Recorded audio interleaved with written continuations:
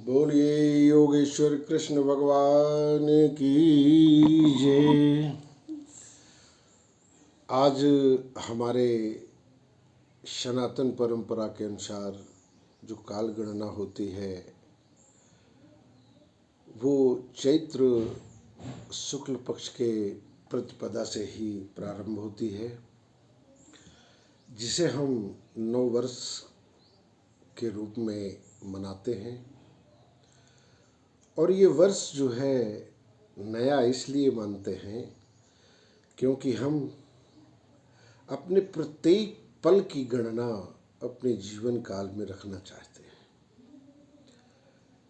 इसमें बीते हुए कल और आज और आने वाले कल,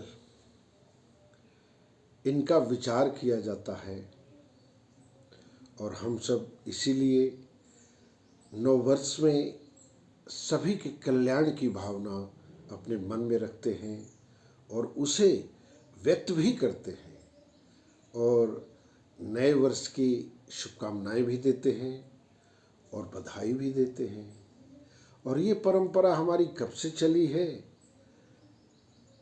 इसे हम नहीं जानते हैं, अनादिकाल से चली है।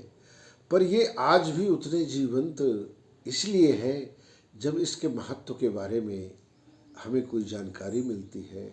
हम अपने शास्त्रों में पढ़ते हैं, अपने वेदों में पढ़ते हैं, अपने पुराणों में पढ़ते हैं, तो उन्हें कैसे अपने जीवन में अपनाया जाए, तो उनकी विधियां भी हमें ऋषियों के द्वारा, मनीषियों के द्वारा ये मिली हुई है। तो आज सभी अध्यात्म प्रेमियों को मानव कल्याणाश्रम गीता धाम कटकौना की ओर से बहुत बहुत बधाई और शुभकामनाएं हैं। और इसके एक छोटे से महत्व को समझने का प्रयत्न करते हैं कि जो बीता हुआ कल है, उस कल तक हमने क्या किया। कहीं ऐसा तो नहीं था कि हम किसी ऐसे दुष्विचारों से ग्रस्त हो गए हों, किसी ऐसी महत्वाकांक्षा के जाल में फंस गए हों, किसी ऐसे दुर्गुणों में हम फंस गए हों जिससे हमसे अत्याचार हुआ हो, पापाचार हुआ हो, अनाचार हुआ हो, लोगों को पीड़ा देने की जीवन शैली हमारी बन गई हो। तो उसका विचार करते हैं और विचार करने के बाद घबराते नहीं हैं, निराशा मन में नहीं लाते हैं, क्योंकि परमात्मा ने जो ये शरीर दिया है, इस शरीर में इतनी सामर्थ्य भर के रख दिया है कि हम जब चाहें तब अपनी जीवन शैली को जैसा चाहें उस मार्ग की ओर ले जाते हैं। तो आज जब हम ये मनाते हैं नया वर्ष, तो इसी का विचार करते हैं और अपनी पहचान करते हैं कि हमारा मन सद्विचारों से के साथ है कि दुष्विचारों के साथ है। और दुष्विचारों के साथ है तो हम आज से ही, इसीलिए हमारी परंपरा में है कि आदिशक्ति दुर्गा मैया की हम वासांतिक नवरात्रि का आह्वान भी करते हैं, पूजन अर्चन करते हैं और फिर उनसे शक्ति की याचना करते हैं, प्रार्थना करते हैं कि कुछ ऐसी शक्ति हमें प्रदान कर दें कि हम अपने दुष्विचारों से दूर हो जाएं और सद्विचारों का सृजन करने लगें। और सद्विचारों से जो कर्म होते हैं उस सभी के लिए ये कल्याणकारी होते हैं। और मानव कल्याणाश्रम गीता धाम के हमारे ब्रह्मलीन पूज्य सतगुरुदेव स्वामी सच्चिदानंद सरस्वती महाराज, जो एक वीतराग परिव्राजक सन्यासी के रूप में अपने जीवन को आगे बढ़ाया, उनकी कुछ बातें ऐसी थी कि श्रीमद् भगवद गीता के सूत्रों को जो नित्य पढ़ता रहता है उसके मन में केवल सद्विचार ही उत्पन्न होते हैं और वो सद्विचार और वो स्मरण उस ओर ले जाते हैं जहाँ से हम चले थे। उस विराट शक्ति और विराट स्वरूप और उनके विराट सद्गुण और उनके विराट कर्म जो है वो परिणाम तक ले जाने के लिए हमें एक आध्यात्मिक शक्ति देते हैं। तो बस इसी का स्मरण करते हुए एक बार हम पुनः आप सभी को नव वर्ष की बधाई देते हैं और शुभकामनाएं देते हैं।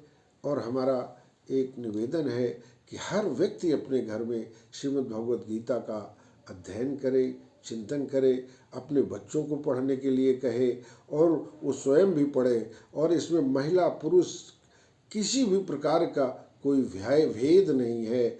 और मानव जाति का हो, वो अपने आप को यदि मनुष्य कहता है कि मैं मनुष्य हूँ, तो श्रीमद् भगवद गीता पढ़ने का उसको अधिकार है। यदि किसी के द्वारा ये कहा जाता है कि ये पढ़ सकता है, वो पढ़ सकता है, ये नहीं पढ़ सकता है, वो नहीं पढ़ सकता है, तो मैं अध्यात्म प्रेमियों से निवेदन करता हूँ कि वो मेरे इस बात को माने।